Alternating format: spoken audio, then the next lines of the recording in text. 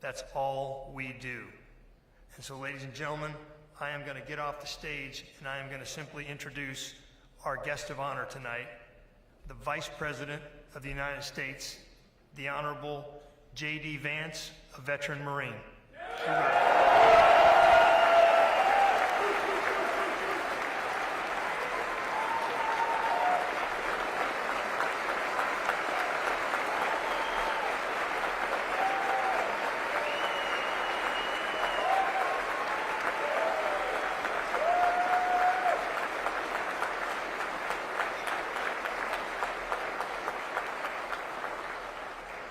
Thank you, Marines. It's great to be with you tonight. I want to thank our great Commandant, General Smith. Thank you so much for everything that you do for our Marine Corps. Let me ask you all, how we doing, Marines? That was pretty good. How we doing, Marines? That was better. That was better. Well, I figured I'd just stand up here and tell a lot of stories about the Marine Corps, because what else should we do when we're among friends on the 250th birthday of the United States Marine Corps than talk about the incredible stories that make our Corps great? And I'm so proud to be here. I'm so proud to be the first Vice President of the United States to have been a United States Marine.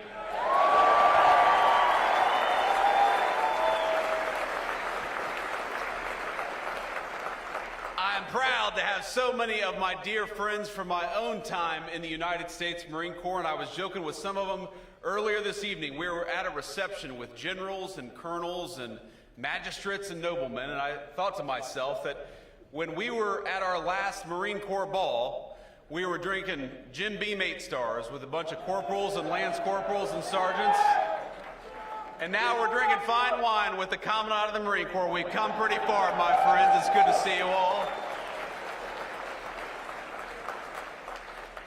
But the thing I love about the Marine Corps is that for 41 years, for the entire time that I have had the Marine Corps in the back of my mind, since I stepped foot on those yellow footprints in Parris Island, I was a 19-year-old kid. That entire time, the Marine Corps has kept me honest, and even tonight, the Marine Corps has kept me honest, because you saw our guest of honor, that incredible Iwo Jima veteran. Corporal, it's such an honor to be with you. And I was shaking his hand earlier and spending some time with him, and I said, "Sir, if you need to lean on me, if you need to grab onto me, please feel free to do so." And he said, "If you need to grab onto me, feel free to do so."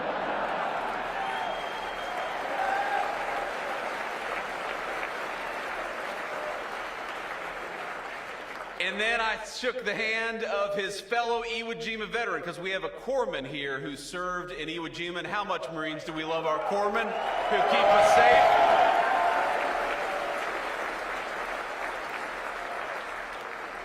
We know that to our corpsmen there is no illness so severe, no malady so significant that it cannot be cleared by 2 Motrin and a fresh pair of socks.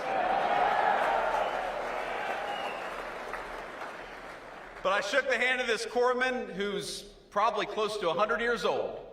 And he said, you know, we talked for a little bit, we chatted for a little bit. He said, you know, you have a very nice personality. And I'm a vain politician just like all the rest of them, and I really appreciated that. And then he said, what the hell is up with that beard? And I thought to myself, I'm the Vice President of the United States, and this guy is busting my balls for having a beard. But that, my friends, is what the Marine Corps does, whether we're a young Marine or an old Marine, whether we're a Lance Corporal born in 2006 or a veteran of Iwo Jima. The Marine Corps keeps us honest, because it is the proudest organization of warfighters in the world, and we are proud to celebrate its 250th birthday.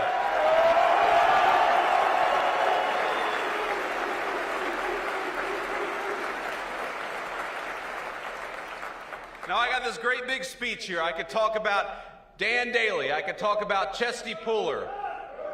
I could talk about John Basilone. I could talk about all of the incredible Marines. I could talk about my friends, some of whom came home from Iraq or Afghanistan, and a couple of whom didn't.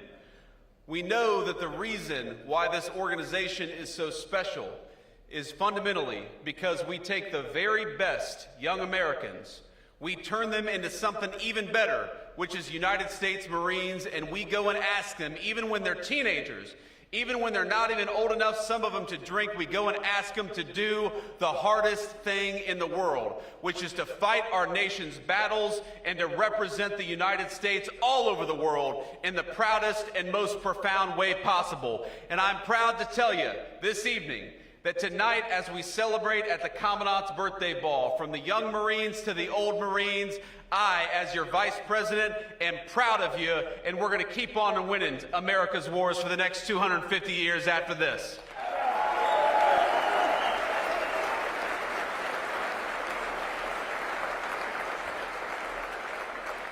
Now, I remember when my cousin Rachel, she's my older cousin, my grandmother's eldest grandchild, when she encouraged me to enlist in the United States Marine Corps, and at the time it sounded like the craziest idea I had ever heard.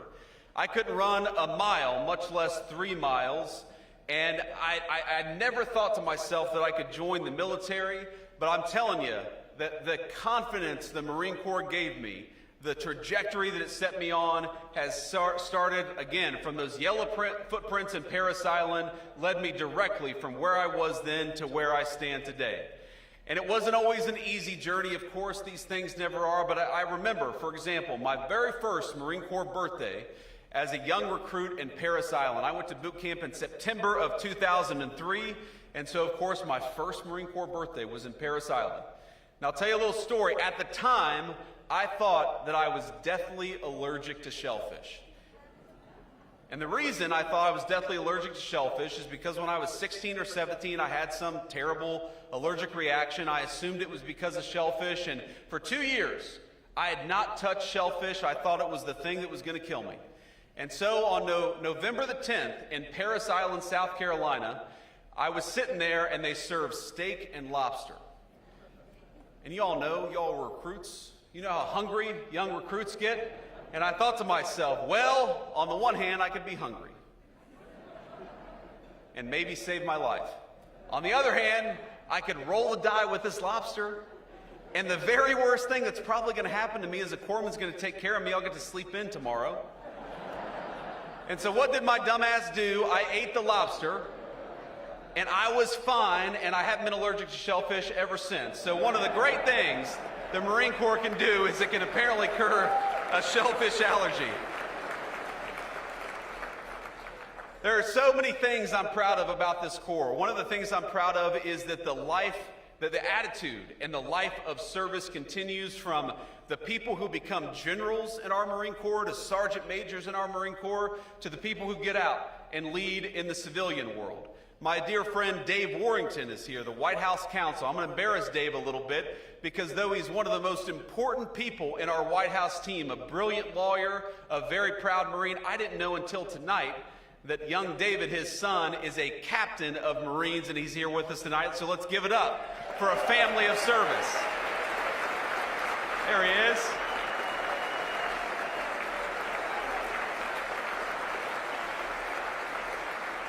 Going to embarrass my friend a little bit, and of course you all know that, you know, when you get around soldiers and sailors and airmen, we like to poke fun at each other. And I was talking to an Army colonel in the White House not too long ago, and I said, "Colonel, you know what they call a soldier with an IQ of 80? And he said, "What, sir?" And I said, "They call him a colonel." And he chuckled. And then he said, "You know what they call a Marine with an IQ of 60? I said, "What's that, Colonel?" He said, "The Vice President of the United States."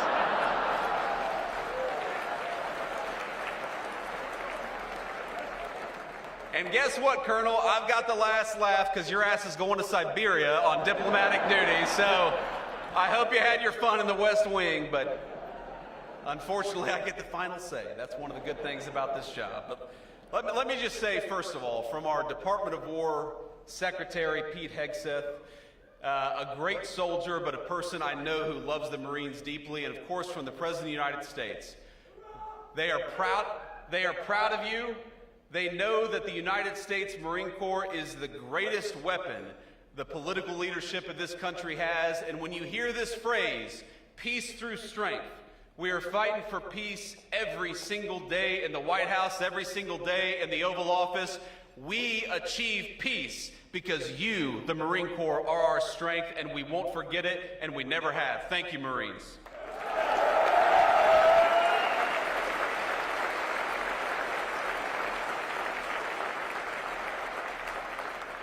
And I know we're going to do a little toast with a Commandant here, but I just want to say something else, because there are two things that your political leadership cares a great deal about. I have to put on my vice president hat and tell you about it, because one of the mistakes that I think we made over the past 40 years, over my entire life, and let's be honest, it was Democrats and Republicans, this is not even a partisan point, is that we were too willing to send our Marines and our soldiers and everybody else off to war without giving you clear guidance about what you needed to do and clear guidelines for when you would come home. And that is one thing the President of the United States and everybody in the White House, we promise we will never do. When we send you off to fight our nation's battles, we will do it with full confidence. We will give you the knowledge and the tools you need to win, and we will make it clear that your job is to kick the enemy's ass and come back home safely. That is our sacred promise from the President of the United States on down. That's what we owe every single one of you, is a clear mission and a clear promise that when you do that mission, you're going to come home safely. That's the first point that I want to make. And I want to make a second point, because we live in an era of technology. You saw it in that incredible video.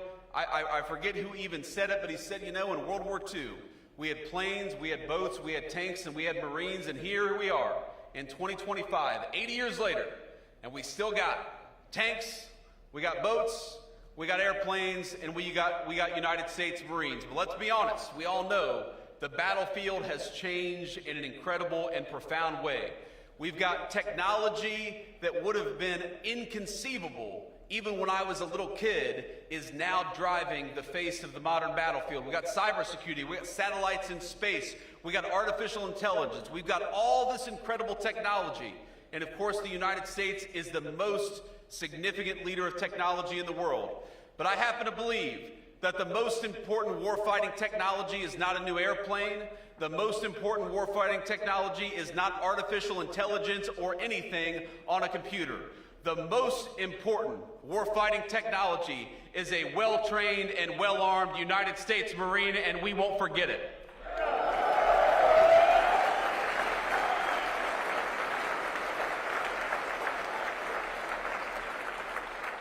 So let me say, Marines, at the age of 250, not a single one of you looks older than 249. Look pretty good out there. This is a good-looking crowd. But I just want to say that everything the Marine Corps has done for me, the Marine Corps gave me great training, it gave me a sense of purpose, it gave me lifelong friends that across the political spectrum, just in the table of people that were dear friends of mine during the United States, my own Marine Corps service. We've got radical leftists and radical right-wingers, and we're all dear friends because we all bleed the same Marine Corps green. The Marine Corps has done a lot for me. The Marine Corps has done more for me than I can possibly repay. But the thing that I promise, so long as I have the honor of being your Vice President, is that I will continue to honor the United States Marine Corps. I will continue to remember that you are the most profound warfighting technology that exists on the planet Earth, and I will fight every single day on this 250th birthday of the United States Marines to make sure that the next 250 years is just as damn proud as the first 250. Happy birthday, Marines. It's an honor to be with you.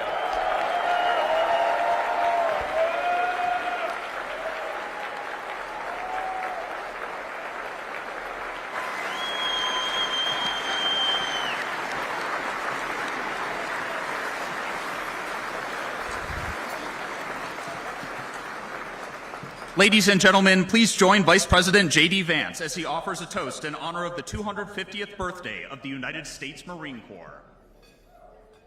All right, Marines, I'm going to keep this simple and keep this sweet because I'm the last thing standing between you and a very delicious glass of champagne. But let's raise our glass from Chesty Puller to everybody else, for every Marine who came home and every Marine who didn't. Here's to 250 more years of our glorious Marine Corps. God bless you.